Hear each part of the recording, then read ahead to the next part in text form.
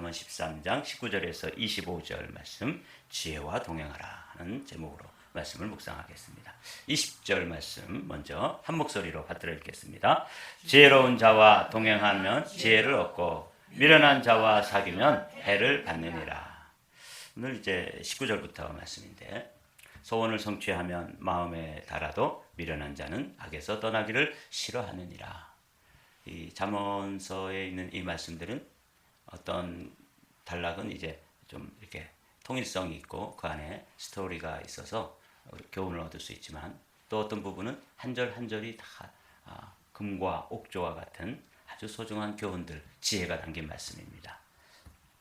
오늘은 25절까지 말씀을 쭉 읽어보고 그 중에 20절 말씀을 중심으로 말씀을 묵상하도록 하겠습니다.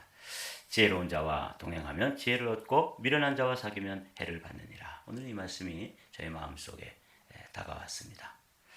21절 말씀 보면 재앙은 죄인을 따르고 선한 보응은 의인에게 이르느니라. 이 같은 원리인데 뭘 가까이 하느냐에 따라서 그것이 따라오고 또 그것들을 가까이 하게 된다. 이 재앙이 오는 이유는 우리가 재앙의 씨앗을 심기 때문에 그렇습니다.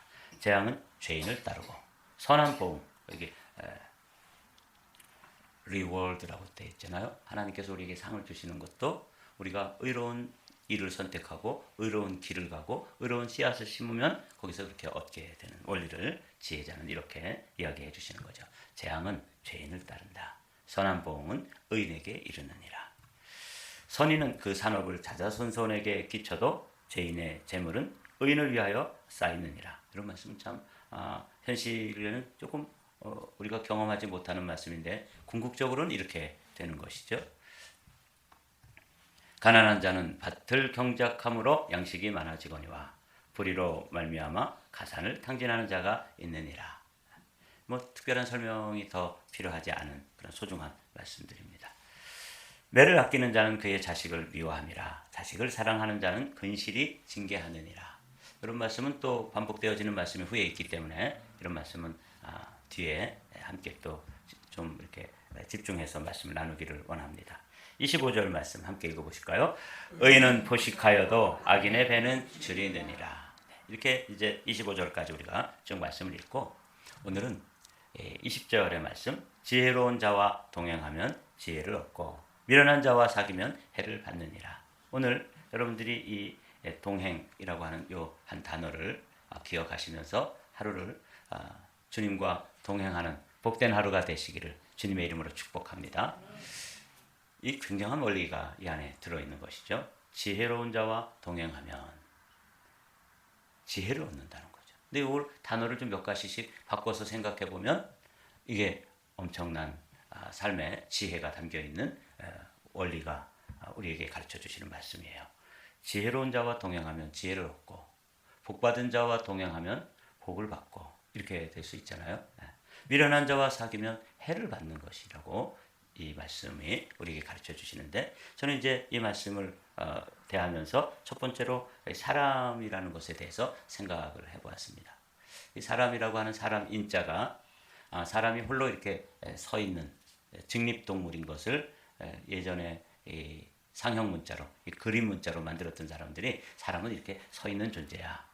근데 그것이 또 두 번째 의미는 사람이 혼자 서 있을 뿐만 아니라 어떻게 서 있어요? 서로 기대면서 서로 도움을 주고 받으면서 이렇게 서 있죠.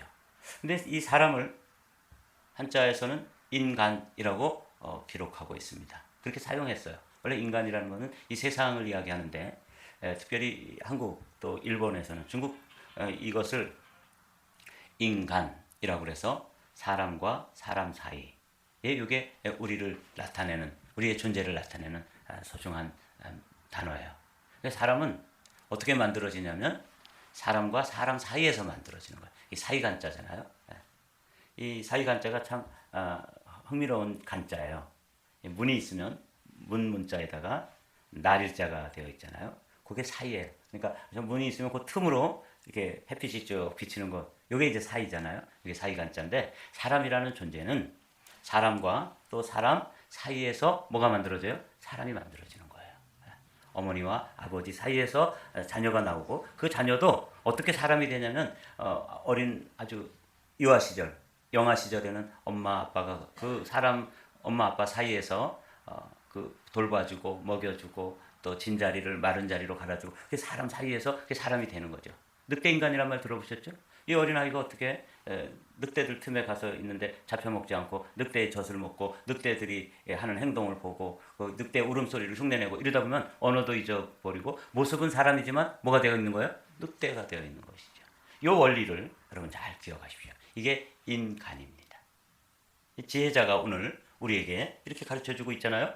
지혜로운 자와 동행하면 지혜를 얻는다. 이 사람이 사람 사이에서 이제 만들어지는 존재인데 이 사람과 사람 사이에서 이제 만들어지는 그 사람의 존재를 옛날에 한자로 이렇게 많은 사자성어로 된 교훈들이 담겨 있는 말들이 있습니다.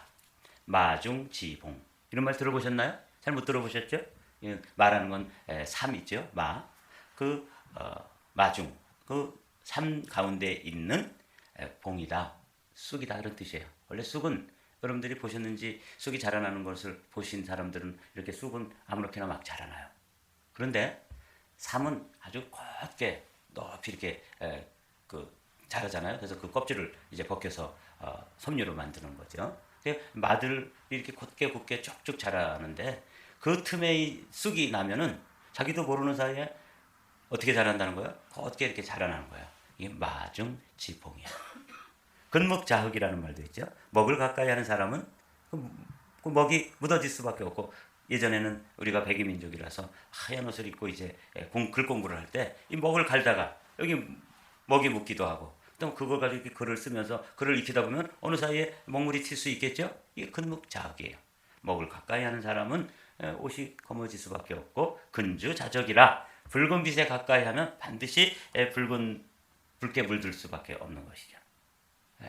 이 사회주의 사상 또는 공산주의 사상을 가르치는 것을 제가 학교 다닐 때 봤어요. 그걸 언더서클이라고 그러는데 신학교 들어올 때 정말 순수하게 그 예수님을 사랑하고 또 믿음으로 이제 그 목자의 길을 가야 되겠다 이렇게 이제 결정을 하고 신학교에 들어오는데 저희가 학교 다닐 때는 이제 언더서클이라는 게 있었어요. 이 언더서클은 금서죠. 읽지 말라는 책들을 읽는 거예요. 근데 그게 읽고 싶더라고요, 진짜. 마르크스의 자본론이라든지 또 모택동의 중국의 붉은 별이라든지 이런 걸 저희 학교 다닐 때 만약에 가방에서 그런 게 나오면은 바로 구속이 될 수 있는 그런 금서들이었어요. 근데 그런 것들이 읽고 싶은 거예요. 근데 그런 것들을 이제 신학교에 들어와서 읽는 그룹이 있었어요. 저희 때. 그래서 고려대학교 농과대학을 졸업하고 아주 순수한 마음으로 또 서울대학교 그때 그 서클의 그 중심 인물이 누구였냐면 서울대 법대를 나온 아주 키가 저처럼 자그마한데 정말 또릿또릿한 한 사람이 그 사람들을 모아서 이런 책들을 읽혀가지고 3년 동안 이런 책을 읽으니까 뭐가 됐어요? 불구죽죽하게 된 거예요. 그래서 목회 안 하고 나가서 어떤 사람은 구로공단에 있는 그 공장에 서울대학을 나와가지고 제 친구인데 서울대학 철학과를 나와가지고 거기 들어가가지고 노동운동을 하고 그다음에 트럭 드라이버가 됐어요. 지금 트럭 드라이버를 지금도 하고 있는지는 모르겠는데 제가 서울에 있을 때는 트럭 드라이버를 했어요. 왜냐하면 노동운동을 하기로 했어. 근데 왜 그러냐면 이 사람이 이거예요. 근주자적. 붉은 빛에 가까이 하면 반드시 붉게 된다. 옛 사람들이 그렇게 이야기해. 누구를 만나고 누구와 사귀고 누구와 동행하느냐에 따라서 그렇게 돼버리는 거예요. 물이 드는 것이죠. 네. 이게 이제 그런 그림이에요. 근묵자흑이라 근주자적이라 아주 한 장의 그림으로 딱 표현을 한 것이죠. 제가 실제로 봤어요.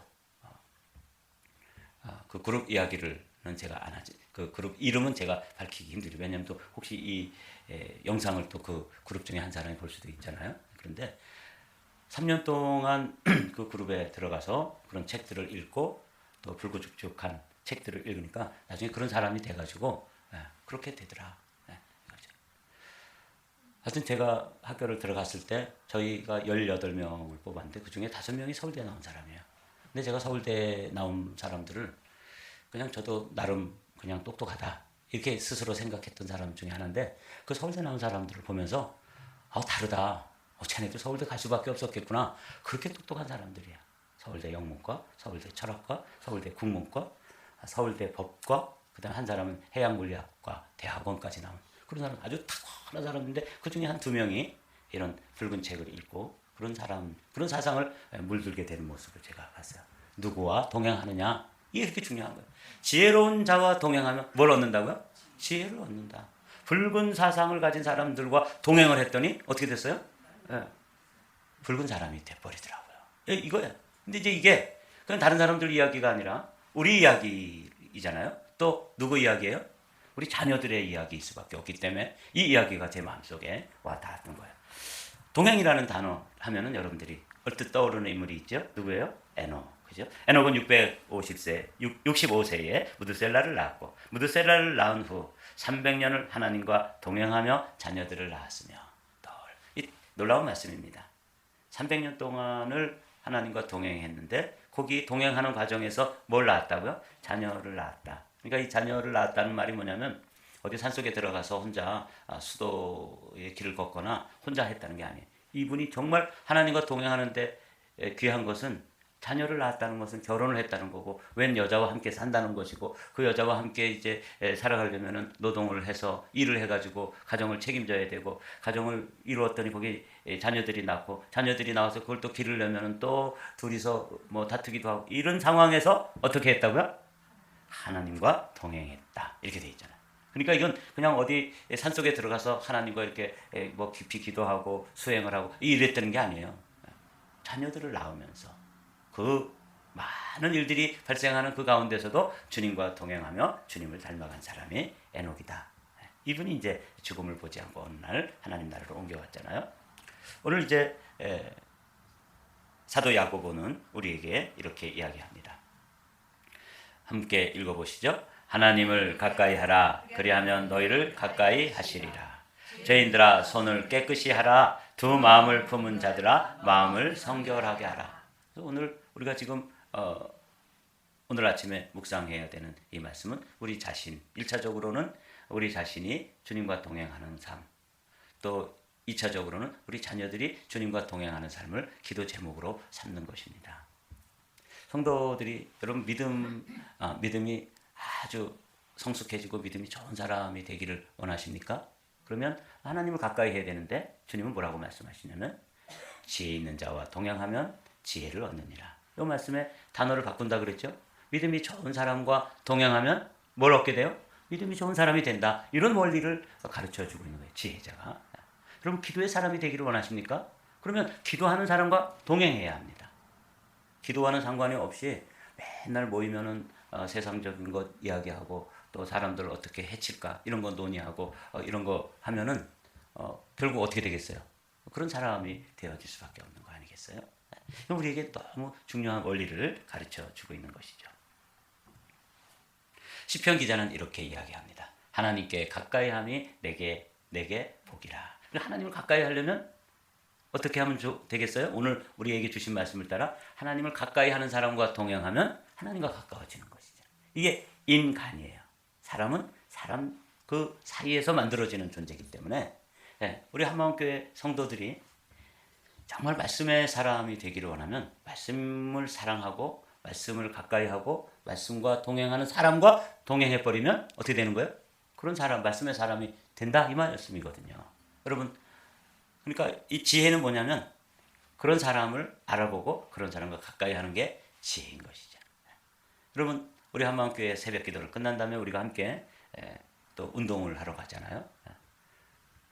우리 집사님 한 분이 스트로크가 왔다가 몸이 성치 않은 상태에서 함께 이 그룹에서 가가지고 걸을 때 같이 걷고 뛸 때 같이 뛰고 뭐 배드민턴도 같이 치고 맨 처음에는 그렇게 성치 못해가지고 좀 이렇게 한쪽이 마비가 된 상태에서 조금 힘들게 걷기 시작했는데 한 6, 7개월 같이 운동하니까 멀쩡해졌잖아요. 이거예요. 지혜 있는 자와 동행하면 지혜를 얻느니라. 미련한 자와 사귀면 해를 받느니라. 이렇게 말씀하는 게 오늘 본문이에요. 아주 쉽죠? 20절 말씀 제가 이 마음에 와 닿았어요. 성도들이 신앙생활 잘하는 원리는 한마디로 말하면 믿음의 사람이 되고 싶으면 믿음이 있는 사람들과 그 그룹에 들어가서 왔다 갔다 하는 거예요. 그럼 어떻게 되겠어요? 믿음, 저렇게 신앙생활 하는구나. 저렇게 헌금 생활 하는구나. 저렇게 하나님 앞에 봉사하는구나. 그러면서 자연스럽게 그것을 닮아가고 하나님과 가까이 하고 에녹처럼 누구와 동행하는 거예요? 하나님과 동행을 하게 되는 거죠. 하나님과 가까이 하는 거죠. 하나님께 가까이 함이 내게 복이라. 시편 73편에 그렇게 말씀하고 있지 않습니까? 이게 오늘 20절의 말씀의 교훈이에요. 근묵자흑이라.